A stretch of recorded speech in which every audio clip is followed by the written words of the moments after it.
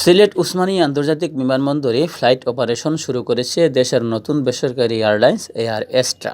বুধবার ঢাকা সিলেট ফ্লাইট চালু করেছে নতুন এয়ারলাইন্সটি। প্রতিদিন ঢাকা সিলেট ঢাকা দুটি করে ফ্লাইট পরিচালনা করবে এয়ার এস্ট্রা। সিলেট ঢাকা রুটে ফ্লাইট চালু উপলক্ষে বুধবার উসমানী আন্তর্জাতিক বিমানবন্দরে এক অনুষ্ঠানের আয়োজন করে এয়ার এস্ট্রা। ফিতা ও কেক কেটে উদ্বোধন করা হয় ফ্লাইটের।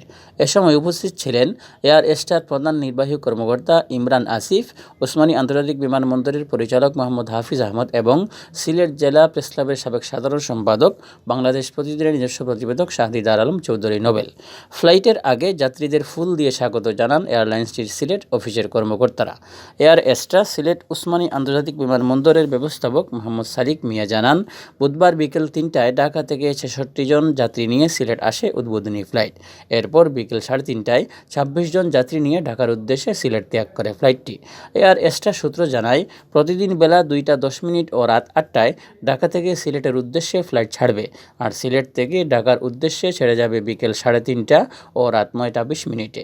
এর আগে গত ২৪ নভেম্বর ঢাকা কক্সবাজার রুটে ফ্লাইটের মাধ্যমে বেসরকারি এয়ারলাইন্সটি যাত্রী পরিবহন সেবা শুরু করে।